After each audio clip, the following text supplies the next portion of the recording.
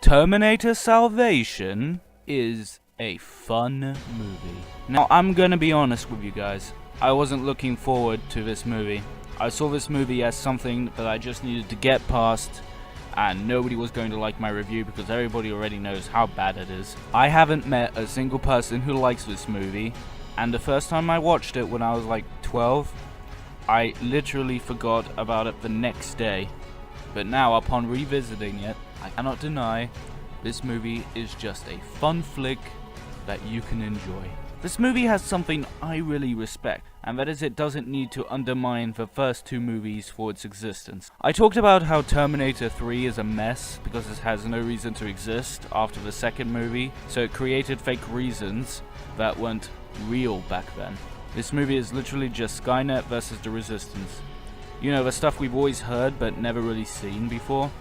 This movie does the story pretty well, but before all that, let's get into the parts of the movie I didn't really enjoy. First and foremost, this movie has some really bad sound design.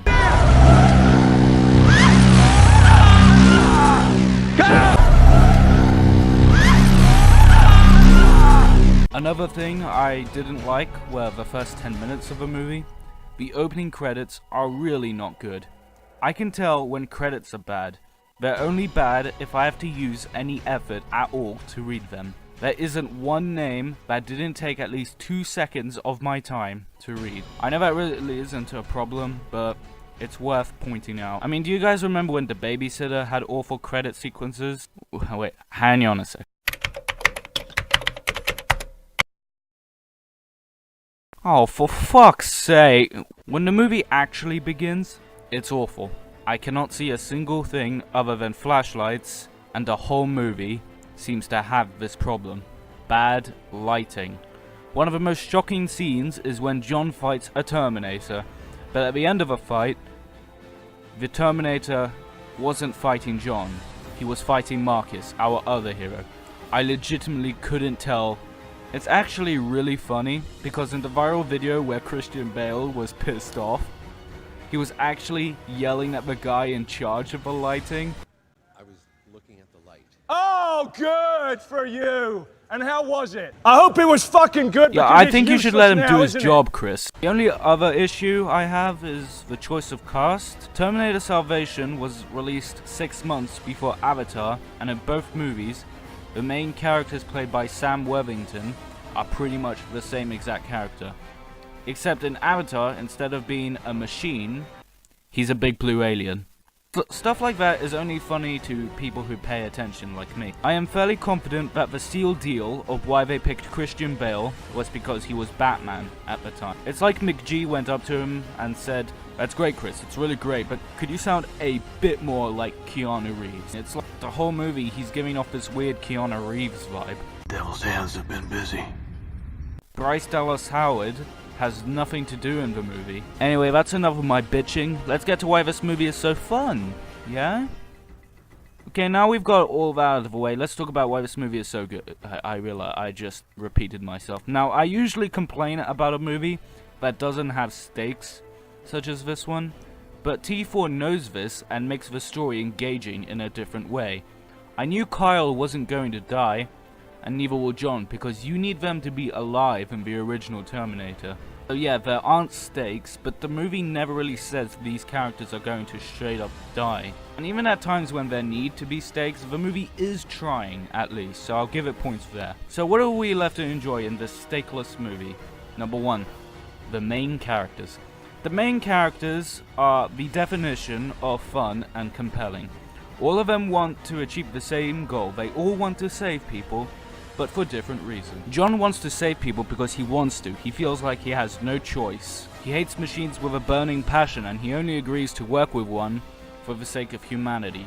Humanity sees John as their last hope, and even though John doesn't want this superiority, he still goes through with it so humanity has someone to look up to. Everyone loves John, but you as an audience member tend to really not like him because he hates our relatable main character. There's this cool scene where John gets fired, but his men pretend they didn't hear that command.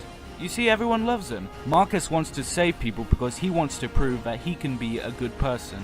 he has no idea who he is anymore, but whenever given the chance, he gives valuable lessons and he saves people because in his previous life, he was a murderer. Even when he finds out that he is a machine and he belongs with Skynet and he's now basically the definition of murder, he accidentally causes the destruction of John Connor. He still does the right thing, not because he has to. The movie never says that he has to, it's because he chooses to. He literally decided to make that choice even when told that it's impossible. Marcus always had a choice and he chooses to save people. That's just beautiful character writing. Marcus even states that he doesn't give a fuck about John and he only learnt his name 2 days ago. And also John is a bit of an asshole to him. Like, I would not risk my neck to save John in this movie. But he still saves him because he thinks it's the right thing to do and he knows that John is important. I know Kyle is basically Luke Skywalker in this story, but Marcus is definitely the relatable hero. There's a scene where he almost kills a rapist, but he decides not to because he believes everyone, including himself, deserve a second chance. This is good writing. This is one of the most interesting characters in the whole series. And finally, we have Kyle Reese. In this movie, Kyle is a street rat living off scraps and fighting Terminators with this little girl. What he wants is to earn John's respect. He says how he looks up to John and he wants to be a resistance member and make the world a better place, even though it's completely devastated now. If I had to complain about one little thing about the characters, why don't the machines kill Kyle Reese? Two answers are given. It's because they want to lure John Connor in a trap, and because if they did do that, then the movie would be over. But seriously, why is keeping Kyle Reese alive so important? They say several times in the movie that Skynet wants to kill Kyle Reese, but I guess not. Also, why does Kyle at the end of the movie get John's jacket? John is on his deathbed and he says, "Take my jacket, Kyle, you've earned it." No he didn't. He didn't earn it. It makes sense for Kyle's character to earn the jacket, but all he really did in the movie was sit in jail and wait to be rescued. If anything, the jacket should go to Marcus because Kyle was as much as help as an omelette with sugar. Do not try omelette with sugar, it really does not taste good. Anyway, our main heroes are really fun and engaging, especially when together. Number 2, the action. The action is definitely the best part of this movie. Even when you can't see anything, it still looks slightly entertaining. Terminators in this movie aren't really disposable, and that is a good thing. Even when faced in the future, you have to struggle to defeat one of them. Every single machine that our heroes fight takes at least 1 to 2 minutes to beat. Even John Connor has a tough time fighting this bad boy, and this guy has no legs. Because of the action, the whole movie feels like a fun shoot-'em-up video game. That makes the movie 100% better to watch. I don't have to worry about stakes, because in a movie where the enemy are machines, and there are only 3 important characters, it just feels like a fun video game. In fact, all of the Terminator movies feel like video games. Terminator 2's climax takes place in a fucking lava station that comes out of nowhere. Tell me this isn't a video game. I can tell you this because the first movie that ever came out starts with this. Like, come on, you gotta be real with me. This is a video game.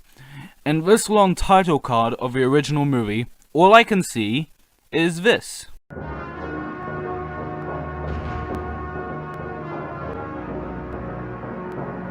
Hell, in the 4th movie, our main characters outrun a giant robot, and then the robot decides to do this.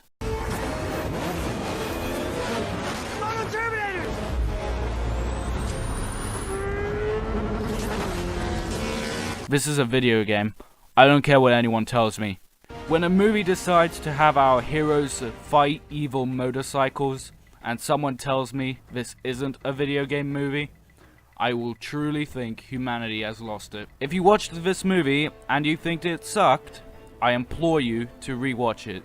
If you're doing a marathon, skip Terminator 3 and go straight to this masterpiece. No, I'm serious, watch this movie.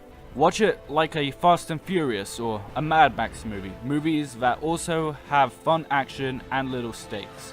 Watch it like you would watch X-Men. Movies that aren't genuine but have fun characters and excellent action scenes. Just watch the movie for the sake of the action and the different personalities that are on display. Watch it for the music. The music is also pretty good. This is definitely a fun Terminator movie.